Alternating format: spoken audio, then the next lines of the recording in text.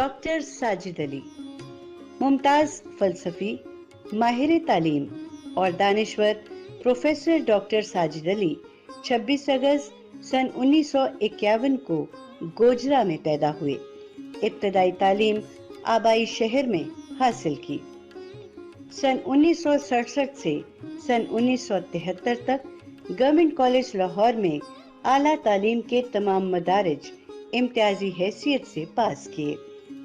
College gazette کے مدیر اور مجلس اقبال کے سیکرٹری رہے۔ سن 1972 میں طلبہ یونین کے صدر منتخب ہوئے۔ پنجاب یونیورسٹی کے شعبہ فلسفہ میں تدریس شروع کی اور پروفیسر کے منصب تک پہنچے۔ صدر شعبہ کی حیثیت سے سن 2011 میں ریٹائر ہوئے۔ بعد ازاں اقبال چیئر پر متمکن رہے۔ سن 1989 میں شاہ اسماعیل شہید کی مابعد الطبیعیات کے موضوع پر ڈاکٹریٹ کی سند حاصل کی۔ ڈاکٹر ساجد علی نے فلسفہ، سائنس اور تہذیب کے عنوان سے کال پوپر کے منتخب مضامین کا اردو ترجمہ شائع کیا۔ پاکستان اور بیرون ملک درجنوں علمی اجتماعات میں فلسفے اور تعلیم کے موضوعات پر تحقیقی مقالے پیش کیے۔ پروفیسر ڈاکٹر ساجد علی کو علمی اعتبار سے منطق، فلسفہ، سیاسیات، فلسفہ علم اور مسلم فلسفے میں خاص دلچسپی ہے۔ آداب۔ پاکستان ٹیلی ویژن کے پروگرام صدرنگ میں یہ ہماری دوسری نشست ہے۔ ممتاز فلسفی، دانشور، ماہر تعلیم، ادیب اور تاریخ دان محترم پروفیسر ڈاکٹر ساجد علی صاحب کے ساتھ۔ ڈاکٹر صاحب آداب۔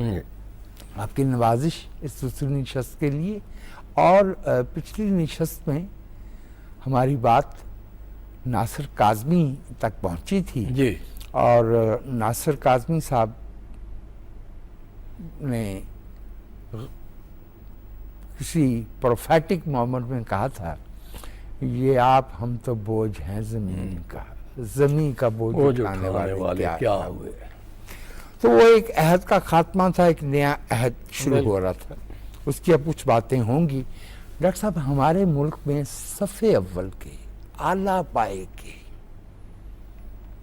ایک عالم دین ہے جاوید احمد غامدی، اور آپ کا ان سے محبت کا، نیاز کا، محبت دوستی کا رشتہ بہت پرانا ہے۔ اس ملک میں ظاہر ہے جب انسان زندہ ہوتا ہے تو بہت ساری باتیں کہی جاتی ہیں، کچھ تاثرات ہوتے ہیں، کچھ علم، کچھ لا علمی۔ ہمیں کچھ آگاہ کیجئے، ہمیں کچھ روشنی دیجئے کہ آپ نے جاوید احمد غامدی صاحب کو کیسا پایا اور ان کے بارے میں آپ کے کیا تاثرات ہیں۔ آپ کا تعلق ان کے ساتھ نصف صدی سے بھی زیادہ کا ہے۔ جی، اس میں یہ ہے کہ میں نے پہلے ذکر ہوا کہ 1967 میں گورنمنٹ کالج میں داخل ہوئے تو ایک موضوع میرا فلسفہ تھا۔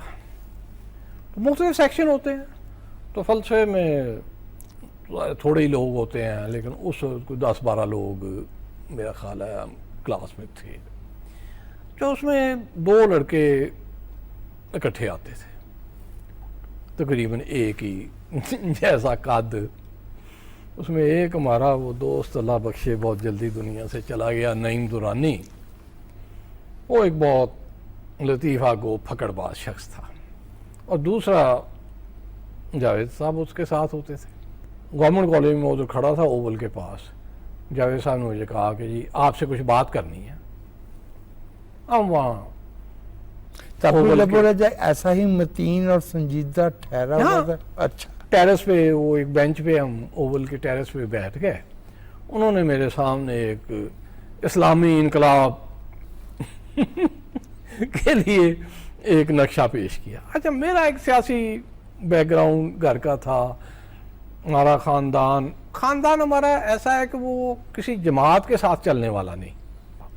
اب مولانا ٹھیک ہے، اس زمانے میں ہم جو مذہبی بیک گراؤنڈ سے آئے ہوئے لوگ تھے، وہ کچھ نہ کچھ سوشلزم کا اس زمانے میں تذکرہ شروع ہو چکا تھا، تو ہم اس کے مقابلے میں اسلامی انقلاب کا نعرہ جو ہے وہ اٹریکٹ کرتا تھا. تو انہوں نے کہا کہ کس طرح ادارہ بنایا جائے جہاں پہلے لوگوں کو تعلیم دی جائے، انہیں ایک اچھا نصاب پڑھایا جائے، مضبوط علمی لوگ تیار کیے جائیں. تو میں نے کہا ٹھیک ہے، میں تو آپ کے ساتھ حاضر ہوں. اس طرح میں ان کا پہلا ساتھی تھا. تو اس وقت وہ کام سٹارٹ کیا تو وہ ایک لمبی داستان ہے، لیکن اس کے ظاہر ہے ان کی شخصیت میں ایک بہت زیادہ ڈیولپمنٹ گروتھ ہوئی ہے. تو شروع میں ظاہر ہے اثرات ہوتے ہیں لوگوں کے. ہمارے زمانے میں ظاہر ہے لاکھ اختلاف ہوں، لیکن مولانا ابوالکلام آزاد لوگوں کے لیے، مذہبی لوگوں کے لیے ایک بہت نام تھا. ان کی خطابت کا چرچا، ان کی تحریر کا وہ انداز، اس میں ایک خاص جوش و جذبہ، وہ چیزیں تھیں. تو جاوید صاحب بھی شروع میں جب وہ تقریر کیا کرتے تھے درس قرآن تو بہت تیز بولا کرتے تھے جی. تو وہ میرا خیال ہے کوئی وہی انہی اثرات کا نتیجہ تھا. لیکن پھر آہستہ آہستہ جیسے جیسے علم میں پھر 1974 ہے میرا خیال ہے سال 73-74 ان کی مولانا امین حسن اصلاحی سے ملاقات ہوئی. انہوں نے ان کو پڑھنا شروع کیا. تو ایک خاص ایک ذہنی ارتقاء ہے میرا ان کا ساتھ. پھر یہ رہا کہ میں اگرچہ 73 کے بعد ایک اپنے ذہنی زلزلے سے دوچار ہوا، لیکن انہوں نے مجھے ہمیشہ ساتھ رکھا. کچھ انہیں میری پتہ نہیں صلاحیتوں پہ تھوڑا بہت اعتبار ہوتا تھا. تو اس کے بعد میں نے بھی ایک چیز زندگی میں، خیالات جو بھی رہے ہوں بدلتے رہتے ہیں، لیکن ایک چیز میں نے اپنے لیے سوچی تھی کہ ری ایکشن کا شکار نہیں ہونا. تو اس وجہ سے میں نے اپنا ایک پڑھنے پڑھانے کا سلسلہ، مطلب مذہب سے اگر میرا نہیں بھی ہے تو لیکن مذہب کو پڑھنے کا ایک سلسلہ میں نے ضرور جاری رکھا. تو اس کے بعد یہ ہوا کہ کئی نشیب و افراز آئے، لیکن ہوا یہ کہ 78 میں فائنلی وہ ہمارا اوریجنل گروپ جو 7-8 لوگوں کا بنا تھا، زیادہ تر گورنمنٹ کالج کے لوگ تھے، کلاس فیلو ہی تھے. ایک ہم سے سینئر تھے مستنصر میر صاحب، 4 سال سینئر تھے. انہوں نے سی ایس ایس کا امتحان دیا، سی ایس ایس میں دوسری پوزیشن لی. اکیڈمی میں پہلی تھی لیکن انہوں نے چھوڑ دیا، نہیں جوائن کیا، اس کو ریزائن کر دیا، ہمارے ساتھ آ گیا. وہ امریکہ میں ہوتے ہیں پروفیسر وہاں پہ. وہ لیکن چونکہ مسئلہ یہ تھا کہ وسائل کوئی نہیں تھے. اب عمر کی ایسی سٹیج آ گئی تھی کہ تعلیم سے بھی فارغ ہو گئے ہیں، کچھ کمانے کی بھی ہے، کچھ اور ہے. تو 78 میں ہمارا گروپ جو تھا نا وہ ڈسپرس ہو گیا. پھر یہ ہوا کہ جاوید صاحب آ گئے. ہمارے ایک بزرگ دوست تھے، انہوں نے فائنانشلی، ڈاکٹر فرخ ملک صاحب.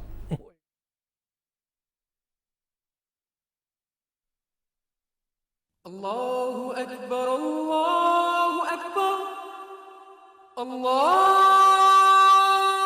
اکبر اللہ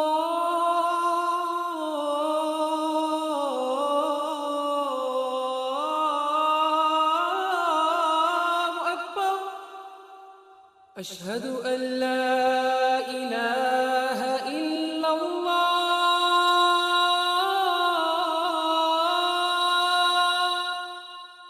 اشہد ان لا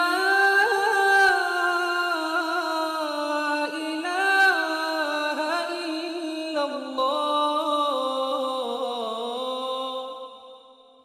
اشہد ان محمد رسول اللہ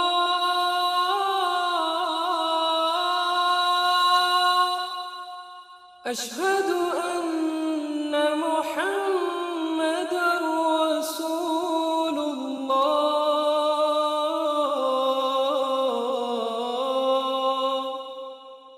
حی علی الصلاة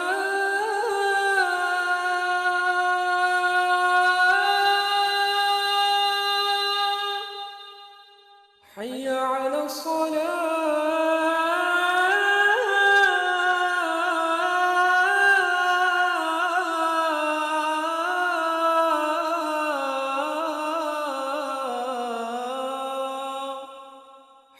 حي على الفلاح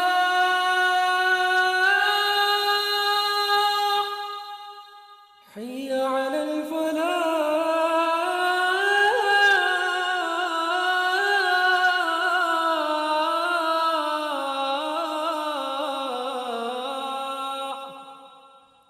الله أكبر الله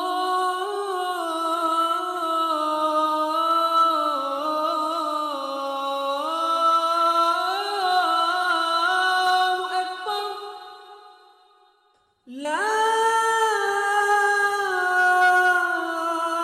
إله إلا الله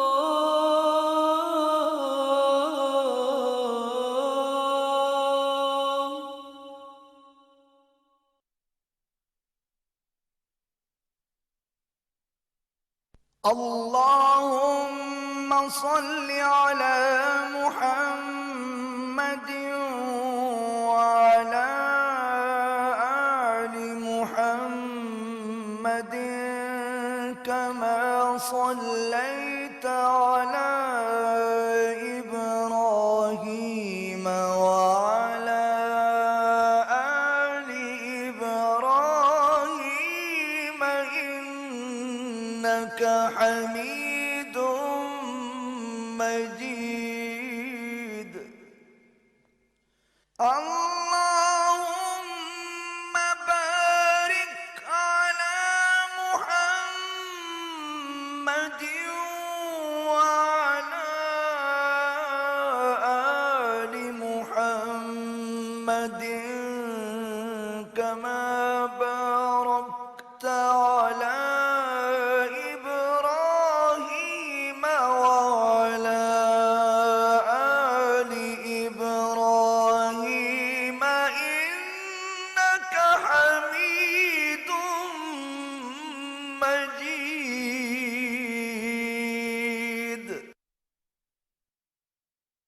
اپنی ایک کریکٹر ہوتے تھے. انجمن تھے. تو انہوں نے وسائل فراہم کیے تو ہم نے 1981 میں ایک 2 ماہی ڈکلیریشن تو ملا نہیں کرتا تھا، اس کے بغیر ہی وہ سلسلہ منشورات کہہ کے اعلام کے نام سے شروع کیا نا. بعد میں جو ہے اس کو کتابی سلسلہ کہنا کر دیا گیا. اس وقت یہ تھا.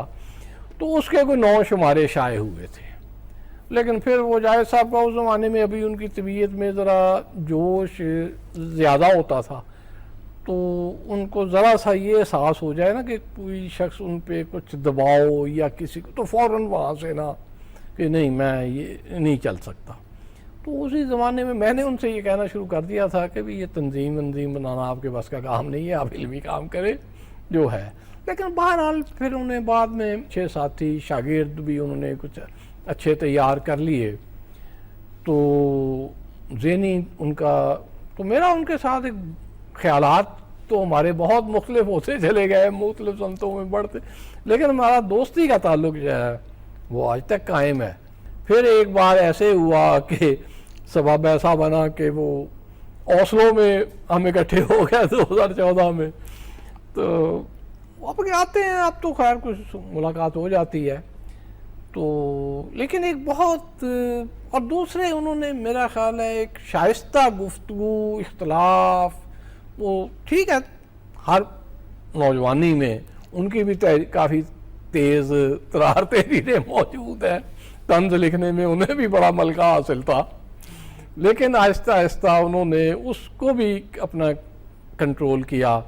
اور اب آپ لاکھ اختلاف کریں لیکن وہ اپنی بات ایک شائستگی سے طریقے سے بیان کرتے ہیں، بھئی یہ میری بات ہے، باقی آپ اپنی رائے رکھیں. تو بات علم اسی سے آگے بڑھتا ہے. ڈاکٹر صاحب آپ ایک برس کے لیے گورنمنٹ کالج لاہور کی طلبہ یونین کے پریزیڈنٹ جی منتخب ہوئے، اور جو آپ جیسی شخصیت کے لیے جس کا بنیادی جو حوالہ ہے وہ علم اور تمدنی سرگرمیاں تھی، اس میں اس طرح کی سیاست جس میں ووٹ مانگنا پڑے. 1984 سے ہمارے ملک میں طلبہ یونینز پہ پابندی ہے. اس سے ہمارے سیاسی، معاشرتی اور تمدنی ارتقاء پہ آپ کی رائے میں کیا اثرات مرتب ہوئے ہیں، اچھے یا برے؟ دیکھیے، پہلی چیز یہ ہے کہ جس چیز کو اسٹوڈنٹس یونین کہا جاتا تھا اس کا فنکشن کیا تھا. ہمارے ہاں مطلب گورنمنٹ کالج میں خاص طور پہ میں سمجھتا ہوں جی کہ بنیادی طور پہ وہ اس کا کام ہوتا تھا ڈیبیٹس کرانا، مشاعرہ کرانا، کوئی پروگرام کرنا. وہ کوئی ٹریڈ یونین نہیں تھی. یہ چیز ذہن میں رہنی چاہیے. صحیح. مطلب بی اے تک ہمیں کبھی یہ خیال نہیں آیا تھا کہ کسی کام کے لیے اسٹوڈنٹس یونین کو کہا جا سکتا ہے کہ دفتر میں ہمارا یہ کام کروا دیں. یہ نہیں ہوتا تھا. بہت اہم بات ہے. اچھا، ہوا یہ کہ جب وہ سیاست آئی نا تو اور جماعتوں نے، خیر پہلے اسلامی جمعیت طلبہ جماعت اسلامی نے بنائی، اس سے پہلے لیفٹ والوں نے، کوئی میرا خیال ہے وہ کیا نام تھا فیڈریشن، کبھی کچھ ینگ ڈیموکریٹک، کیا کوئی ایک ڈی ایس ایف. ہاں. کہنے کا مقصد یہ کہ وہ چیزیں جو ہے نا، اچھا اس کا نتیجہ کیا نکلا؟ دیکھیے فرق کیا پڑتا ہے. میں اسٹوڈنٹس یونین کے حق میں ہوں، لیکن یہ اسٹوڈنٹس آرگنائزیشنز جو ہیں یہ نہیں ہونی چاہیے. اس کی وجہ کیا ہے؟ With a certain political profile. جی، اسٹوڈنٹ ونگ جماعت کا ہوتا کیا ہے کہ جیسے ہمارے بھی ایک طالب اس کے چند دوست ہیں، اس کے حمایتی ہیں. اچھا الیکشن لڑا ہے، 1 سال کا ان کے پاس پروگرام ہے کہ بھی ہم نے یہ کام کرنا ہے، چلے گئے نیا. جب تنظیم الیکشن لڑے گی نا تو تنظیم کا مسئلہ ہوتا ہے تسلسل. انہیں اگلے سال بھی الیکشن جیتنا ہے، اس کو اپنا ہولڈ برقرار رکھنا ہے. مطلب میں آپ کو مثال دے دیتا ہوں، مجھے خواہ مخواہ ایک وہ مطلب سمجھ لیں کہ اپنی میرا کوئی مزاج تھا ہی نہیں، بہرحال وہ ایک الگ قصہ ہے. اب میں منتخب ہو گیا. ہوا یہ کہ فرسٹ ایئر اور تھرڈ ایئر کہ اسٹوڈنٹس نے یہ مطالبہ شروع کر دیا کہ ہمیں بغیر پروموشن ٹیسٹ کے پروموٹ کیا جائے. میں اس پہ اڑ گیا. میں کہا سوال ہی پیدا نہیں ہوتا، میں یہ بات نہیں مان سکتا، میں نے اس کی حمایت کروں گا. اچھا، وہ بہت بڑا مسئلہ بن گیا. اب ٹھیک ہے، میں اسلامی جمعیت طلبہ والوں نے میری حمایت کی تھی، میں ان کی مدد سے صدر بنا تھا میں آزاد امیدوار. اب جناب وہ میرے پاس آ کے اسٹوڈنٹس نہیں دینا چاہتے ٹیسٹ، تمہیں کیا مسئلہ ہے؟ میں کہا دیکھیے، میرے لیے اپنا کالج فوقیت رکھتا ہے. میں کوئی ایسا کام نہیں کروں گا، نہ اس کی حمایت کروں گا جس سے کالج پر حرف آتا ہو، کالج کے معیار. اچھا خیر، ہوا یہ کہ وہ چونکہ ینگ اسٹوڈنٹس یونین کا الیکشن ہو رہا تھا، وہ ایک سیاسی نعرہ بن گیا. ایک دن اسٹوڈنٹس نے اسٹوڈنٹس یونین کا دفتر کا گھیراؤ کر لیا. تو سہیل بٹ میرے ساتھ سیکرٹری تھا، اس نے کہا، ہم نے کہا اتوار کی چھٹی ہوتی تھی، ہم نے کہا یہ منڈے کو اوپن ایئر میں میٹنگ ہوگی، اس میں فیصلہ کریں گے. منڈے کو میں پرنسپل صاحب نے مجھے بلایا صبح. اس نے کہا ساجد کوشش کچھ، میں کہا سر میں نے جو کر سکتا تھا کر لیا، اب میرے بس میں کچھ نہیں ہے. خیر وہاں گیا، میں نے اسٹوڈنٹس کا موڈ دیکھا. میں نے سہیل بٹ سے کہا اعلان کر دو کوئی پروموشن ٹیسٹ نہیں ہوگا، سب پاس. لڑکوں نے تالیاں بجائیں، جانے لگے. میں کہا ٹھہر جاؤ میری بات سنو. میں نے کہا میں آپ کو مبارکباد دیتا ہوں کہ آپ پروموٹ ہو گئے ہیں، پروموشن ٹیسٹ نہیں ہوگا، لیکن ٹیسٹ ضرور ہوگا، یہ میں آپ کو بتا رہا ہوں. آج نہیں، پروموشن ٹیسٹ نہیں ہوگا، الیکشن کے بعد ٹیسٹ ہوگا. پابندی لگنے کا ہاں نقصان یہ ہوا، یونین الیکٹڈ یونین پر پابندی لگی، یونین ہے وہیں کی، وہ آرگنائزیشنز وہیں، لہذا جو آرگنائزیشن جہاں تھی اس ادارے پہ قبضہ جما لیا. اب میرا مطلب اس پہ کیا بات کرنی ہے کہ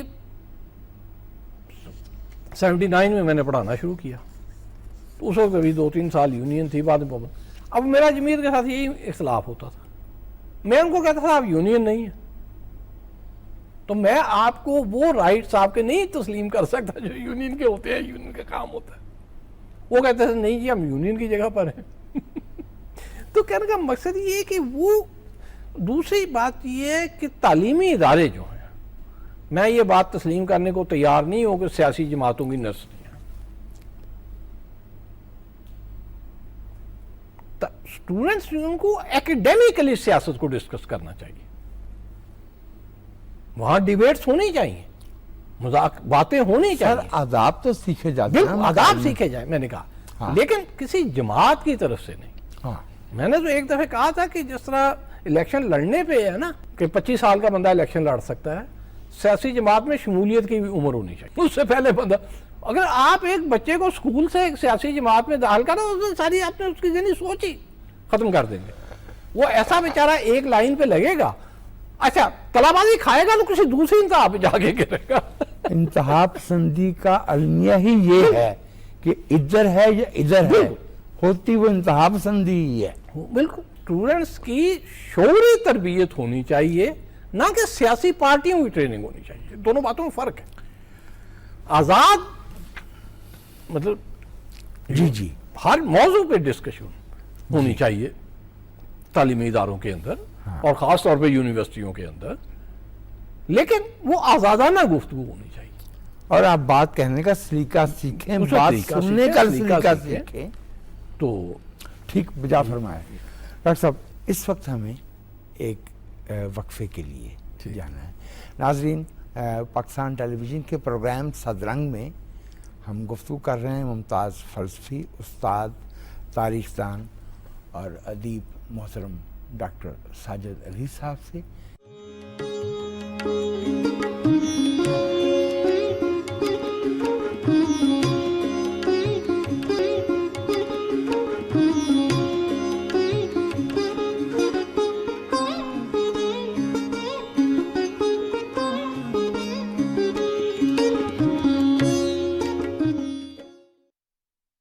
يا أيها الذين آمنوا إن جاءكم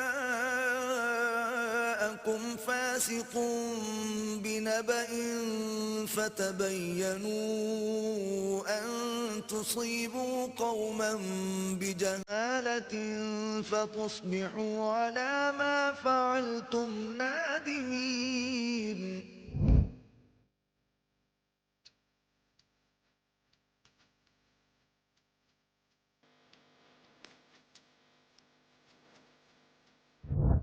فیک نیوز یا جھوٹی خبر پھیلانا دینی و دنیاوی طور پر جرم. سنی سنائی بات یا سوشل میڈیا پر دی گئی خبر کی تصدیق لازمی کریں کہ کہیں آپ کسی کے مذموم مقاصد کے اعلی کار تو نہیں بن رہے. سچ اور جھوٹ میں فرق آپ کا دینی و سماجی فریضہ.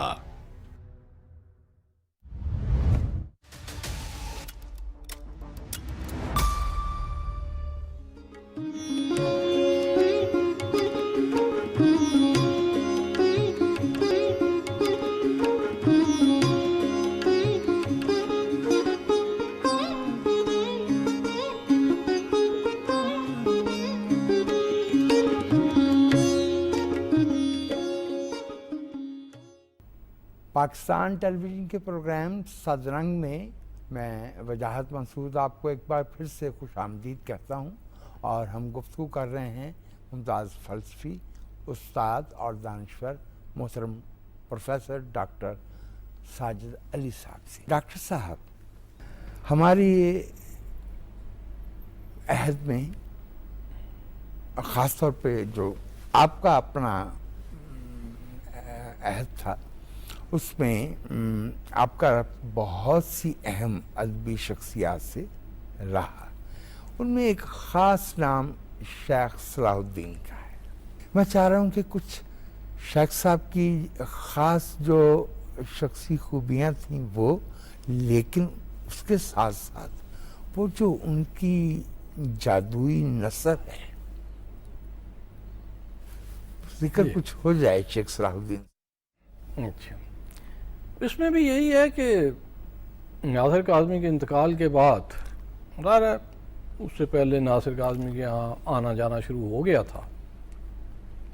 تو بہرحال ناصر کے دوستوں نے بہت، کیونکہ ظاہر ہے باصر اس وقت 5th ایئر میں تھا، حسن 4th ایئر میں تھا، پڑھ رہے تھے، تو انہوں نے ایک طرح سے بچوں کے گارڈین کا رول جو ہے نا وہ بھی ادا کیا. بلکہ مجھے تو یاد نہیں تھا، باصر نے مجھے پچھلے دنوں بتایا کہ شروع میں تو شیخ صاحب ہر اتوار کو آتے تھے. تو میرا اصل میں زندگی میں بہت ایک شائی طبیعت کا بندہ ہوں. پتہ نہیں ابھی میرے دیہاتی پن کی وجہ سے ہے یا کیا ہے، میں کسی ایسے بندے سے کبھی ملنے نہیں گیا جہاں مجھے تعارف کرانا پڑے. یہ مطلب وہ کون ہے، کہاں سے آ گیا. تو میری لوگوں سے جو ملاقاتیں زندگی میں ادبی سیاسی، وہ 2 ہی بندوں کی وجہ سے ہوئی ہیں. یا باصر کاظمی، یعنی زیادہ ادبی شعری لوگوں سے جتنی بھی ملاقاتیں ہوئی، تعلق بنا باصر. باقی مذہبی سیاسی اور قسم کے لوگوں سے وہ جاوید غامدی صاحب کی وجہ سے، ان کی وجہ سے. یعنی میری حلقہ احباب میں یہ 2 بندے ہیں جن کی وجہ سے میں بہت مجھے لوگوں سے ملنے کا اتفاق ہوا ہے. اچھا، تو اس زمانے میں اپنے ایک وہ ذہنی زلزلے کا شکار تھا. میں نے بھی، لیکن ایک چیز ان میں جو دیکھی نا وہ یہ تھا کہ وہ انکریج کرتے تھے بھئی اختلاف کرے. میرا اب کوئی 27 سال میری ان سے ملاقاتیں رہی ہیں. بہت سے معاملات پہ میرا کبھی ان سے اتفاق نہیں ہو سکا تھا.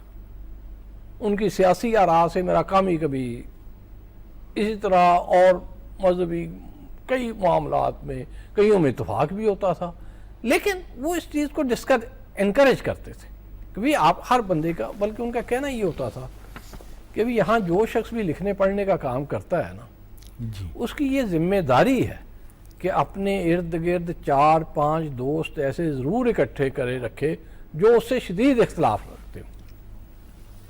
اچھا، یہ بہت اہم بات ہے، بڑی بات. تو ہم نے دوستوں نے اس سے یہ بہت سیکھا.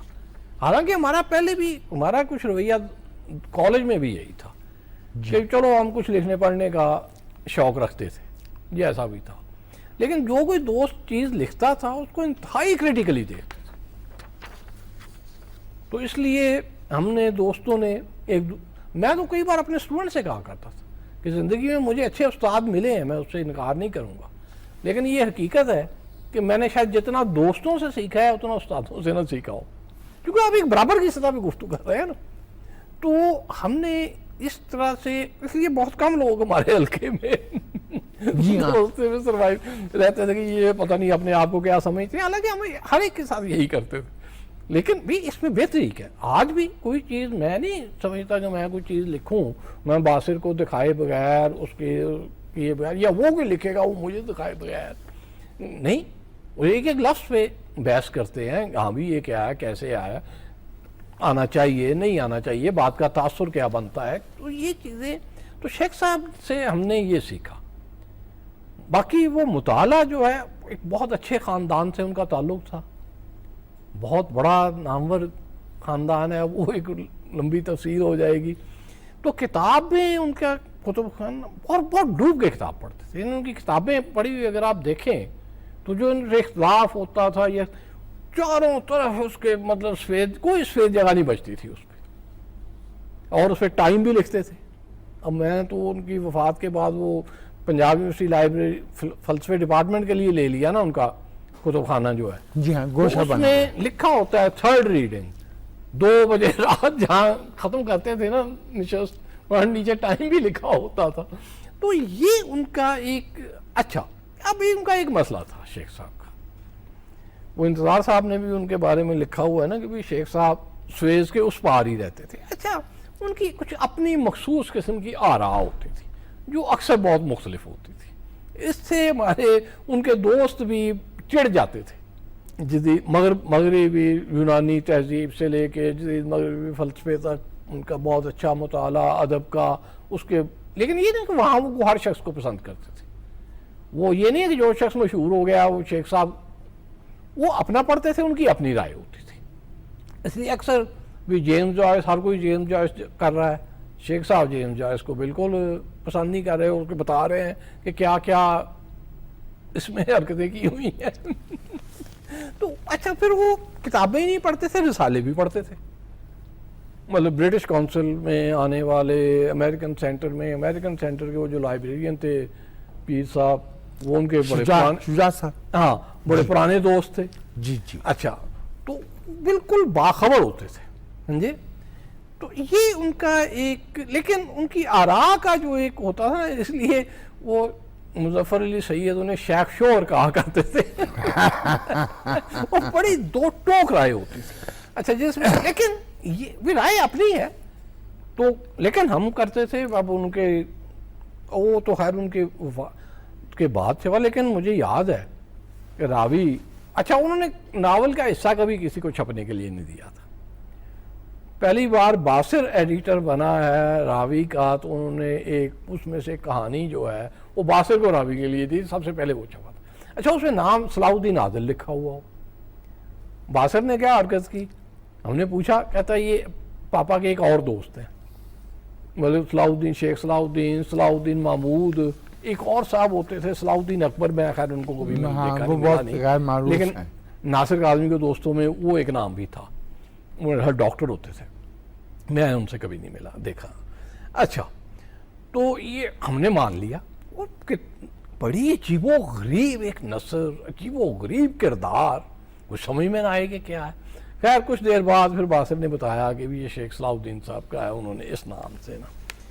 تو اس کے بعد پھر انہوں نے سویرا میں چھپی ان کی ناول کے 2 باب جو ہیں, صلاح الدین محمود صاحب نے سویرا میں شائع کیے.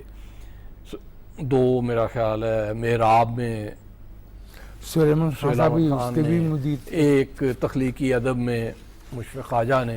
جی مشفق خواجہ ویسے بھی ان کے کزن تھے, ماموزاد تھے, اور دونوں کی شخصیات میں بہت سے نقطہ ہے اشتراک بھی. جی تو یہ ان کا جو ہے نا, تو یہ ان کا, اس لیے بعض معاملے ادیبوں و شاعروں کے بارے میں ان کی آراء جو ہے نا وہ کافی مختلف ہوتی تھی. اس لیے لوگ ان سے نا, ان کو بھی شیخ صاحب کا تو اپنا ہی مسئلہ ہوتا ہے, لوگ تو توثیق ڈھونڈتے ہیں تاکہ ان کے ذہن پہ زور نہ پڑے. کمال. اور پھر یہ تھا کہ کتاب کے بارے میں میرے دوست, ان کو پڑھنے کا شوق پیدا ہو گیا, یونانی فلسفہ مذہب. میں ان کو ساتھ لے کے گیا, پہلی ملاقات شیخ صاحب نے اپنی لائبریری سے 3 کتابیں لا کے ان کے حوالے کر دیں. ڈاکٹر صاحب مغربی جو درسگاہیں ہیں وہاں پہ آپ میڈیکل پڑھیں, انجینئرنگ پڑھیں, بزنس پڑھیں, آپ کو فلسفہ اور ریاضی میں کچھ لازمی کورس پڑھنا ہوتے ہیں. ہمارے ہاں یہ روایت نہیں ہے, کیوں؟ اس کی روایت کی وجہ جو ہے وہ انگریز ہے. اچھا. انگریزوں کا ایک زمانے میں نظام تعلیم یہ تھا کہ اسکول میں آرٹ سائنس کے مضامین الگ کر دیتے تھے, وہی سسٹم انہوں نے یہاں لاگو کر دیا. اب مجھے یاد, میں 8ویں کے بعد 9ویں جماعت میں, اب اس میں ہوتا ہے کہ آپ نے آرٹس لینی ہے, سائنس لینی ہے. میں نے سائنس لینے سے انکار کر دیا. میرے گھر میں بڑا مسئلہ بن گیا, کیونکہ میرے گھر میں یہ تھا کہ بھی بندہ نوکری کرنے کا کوئی رواج نہیں تھا, نہ اس کو پسند کیا جاتا تھا. میری امی جان اکثر ایک بات کہا کرتی تھی, اللہ کے سدے پوت نو افسر نہ بڑھاوے. اچھا, یہ ان کا.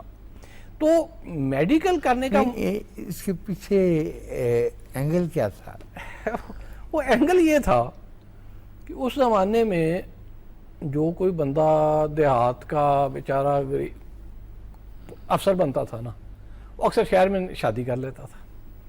پھر وہ پیچھے ماں باپ وہ اس کو, ان کو ملنا, غریب رشتہ داروں کو ملنا پسند نہیں کرتا ہوتا تھا. یہ ایک اس بات کا پس منظر یہ تھا. اچھا کچھ ایسے, تو کہنے کا مقصد یہ کہ ڈاکٹر بننے کا مطلب یہ ہے کہ آپ اپنی پرائیویٹ پریکٹس کر رہے ہیں, آرام سے, کوئی نوکری کرنے کی ضرورت ہی نہیں ہے. اچھا وہ ایک دن یہ ہوا کہ اب مجھے تو, میں نے پتہ نہیں کیا وہ وقت تھا, لمحہ تھا, میں نے اپنی امی جان سے کہا بھی ایک تو آرٹس پڑھنے والے کو بھوکے نہیں مرتے, اور دوسری بات ڈاکٹر بننا ہے نا, تو میں آپ کو ویسے بن کے دکھا دوں گا. اب آپ پوچھیں گے کہ بھی ایک گاؤں میں پڑھنے والے لڑکے کو یہ کیسے پتا تھا؟ تو بات یہ ہے کہ ہمارے لیے اس زمانے میں آئیڈیل جو ہیں وہ علامہ اقبال ہوتے تھے. جی ٹھیک ہے نہیں. تیسری جماعت سے میرا خیال ہے میں نے بانگ درا پڑھنی شروع کی تھی گھر میں. وہ کتاب تھوڑی سی ایک دو کتابیں ہوتی تھی گھر میں اس وقت ابھی. تو ہمارے لیے اور فلسفہ بھی یہی, ورنہ مجھے کیا پتا فلسفہ کیا ہے گاؤں کے بچے کو. ہمارے لیے فلسفہ بھی اس وجہ سے, اور پاکستان میں فلسفے کا وجود بھی اسی وجہ سے ہے. میں آپ کو صاف بات کہتا ہوں کہ یہ جو ڈپارٹمنٹ کھلے ہوئے کہ بھی علامہ اقبال نے فلسفہ پڑھا تھا, ورنہ تو شاید گورنمنٹ کالج لاہور میں وہ ایک زمانے میں پروفیسر شاہد حسین صاحب اور آفتاب, کیا نام تھا ان کا, خالد آفتاب صاحب میں اتنی لڑائی بڑھ گئی کہ وہ فلسفہ ڈپارٹمنٹ بھی بند کرنے پہ آ گئے تھے.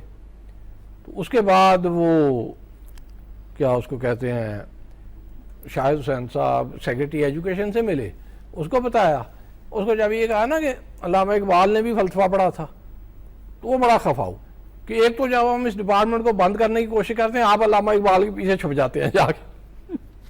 اچھا, وہ سیکریٹری ایجوکیشن تھے اور انہیں یہ علم نہیں تھا کہ جو طبعی فزیکل سائنسز ہیں ان کے جو بنیادی مفروضات ہیں, ان کا جو طریقہ کار ہے, اس کا مورچہ تو فلسفہ, تاریخ اور ادب کے شعبوں میں لگتا ہے. نہیں دیکھیے یہ باتیں بہت بات کی ہیں.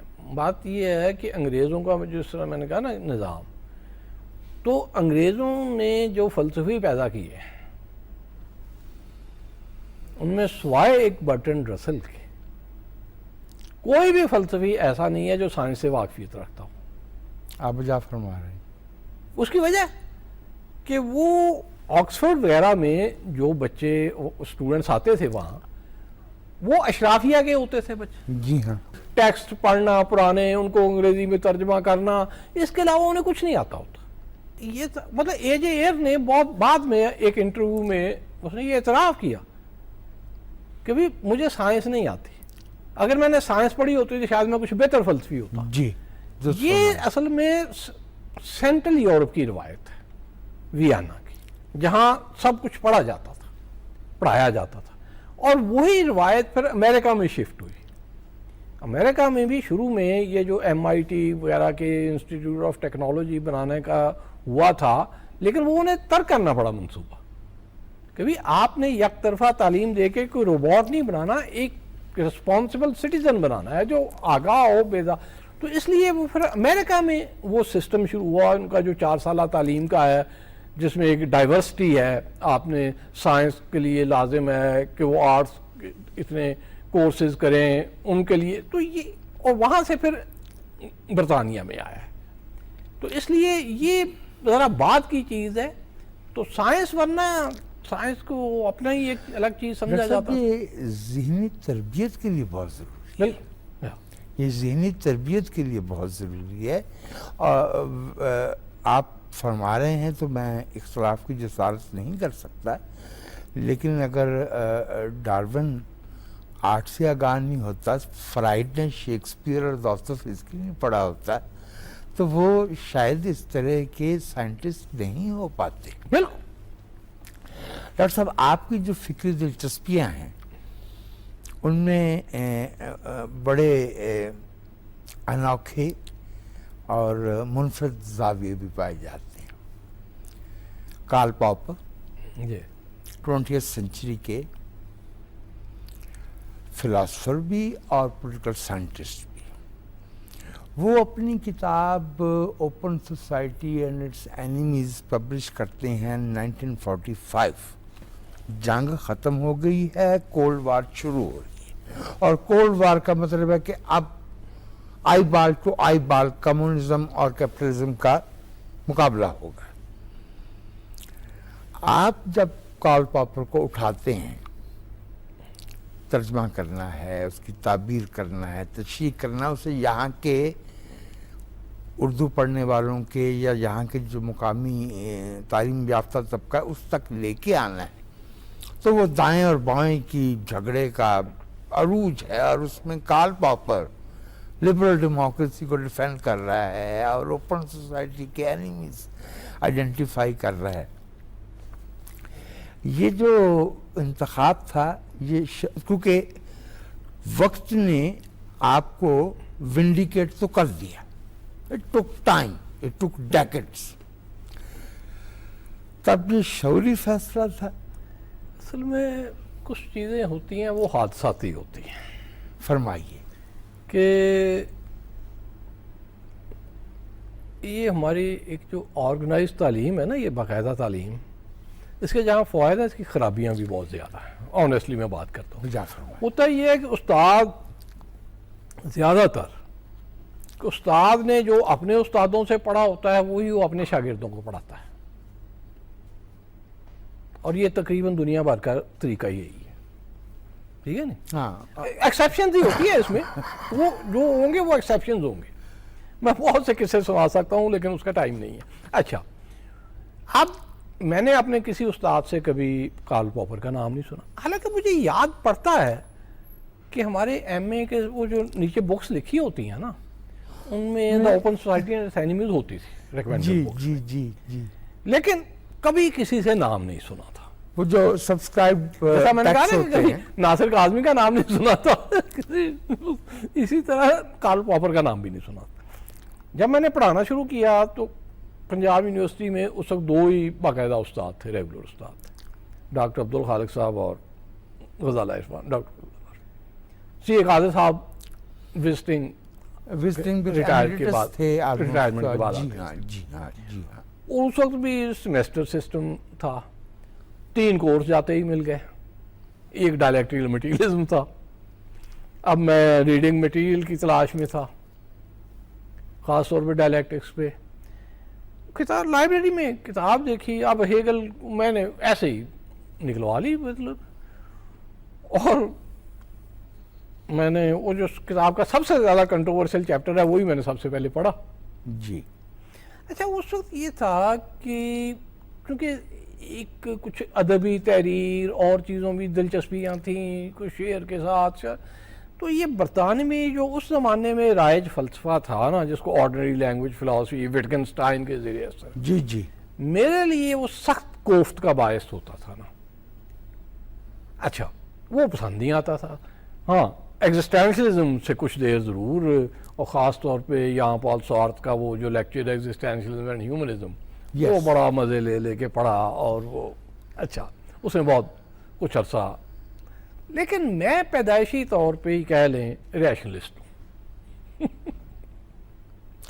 یہ میرا بھی غیر مطبوعہ قول یہی ہے کہ بچہ جو ہے وہ ریشنلسٹ پیدا ہوتا ہے, ہم اسے تعصبات دیتے ہیں. کہنے کا مقصد یہ کہ میں بچپن سے نا, اچھا ایک وہ میری ایک استاد طبع ہے, اچھا وہ میں نے پڑھا نا تو مجھے پہلی بار ایک احساس ہوا کہ فلسفہ ایک پیشن کے ساتھ بھی لکھا جا سکتا ہے. 38 میں جب آسٹریا میں حملہ کیا ہے تو اس وقت اس نے وہ پاپر کی اپنی زبان میں وہ اس کی وار ایفرٹ تھی, اس نے لکھنا شروع کیا. بیسیکلی اس کا یہ تھا کہ ہسٹری کے کچھ خاص نظریات ہیں جو اور کچھ انسان کے ٹوٹیلیٹیرینزم کے متعلق جو اس کا سبب ہے. اس نے ایک طرح سے نازیزم کے انٹلیکچول روٹس جو ہیں نا وہ تلاش کرنے کوشش کی. اچھا, وہ جو اس نے لکھنا شروع کیا تو پاپر نے ایکچولی اس کی وضاحت کرتے کرتے وہ کتاب تو ایک طرف رہ گئی, یہ the open society and its enemies وجود میں آ گئی, اور یہ 42 میں اس نے مکمل کر لی تھی. لیکن مسئلہ یہ تھا کہ اتنی بڑی کتاب, جنگ کا زمانہ, جی, ان نون آتھر, جی ہاں, کون چھاپے؟ وہ کوئی 20 کے قریب پبلشرز نے مختلف وجوہات کی بنا پر ریجیکٹ کر دی. پھر اس نے لنڈن میں اپنا اس کا ارنسٹ گومبرچ آرٹ کریٹک ہسٹورین, بعد میں بہت بڑا نام, تو اس وقت وہ بی بی سی کے ساتھ وہ جنگ میں وہ جرمن ریڈیو سن کے, ظاہر ہے وہ بھی ویانا کا ہی تھا, تو اس کا پتہ تو اس کو بھیجی. اس نے پھر ایف اے ہائیک سے رابطہ کیا, ہائیک سے بھی ملاقات تھی, وہ روٹلیج والوں سے, تو چھپتے یعنی 45 یا 46 میں میرا خیال ہے بالآخر وہ کتاب جو ہے نا چھپنے کا موقع ملا. یہ اتفاق ہے کہ اس وقت اسی وقت پاپر بھی تھوڑی دیر بعد انگلینڈ آ گیا، بلکہ انہوں نے انگلینڈ آ گئی کتاب دیکھی تھی، انہی دنوں چھپی تھی. تو پاپر کا یہ ہے کہ اس کو اصل میں کسی خانے میں پلیس نہیں کیا جا سکتا. آپ نے کہا لبرل ڈیموکریسی، پاپر جو کلاسیکل برٹش لبرلزم ہے اس کا کبھی بھی حامی نہیں تھا.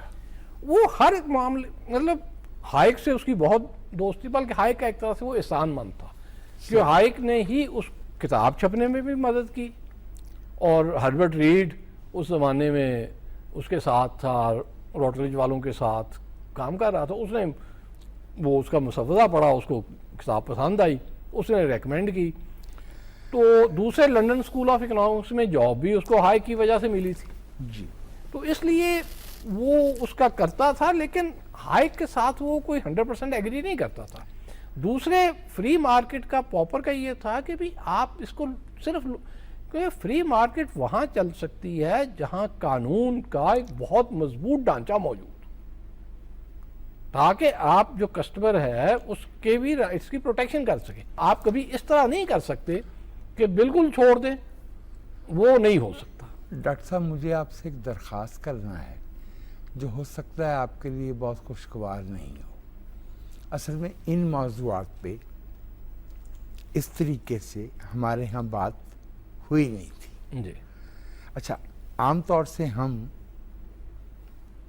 ایک یا دو نشستوں میں بات سمیٹ لیا کرتے ہیں.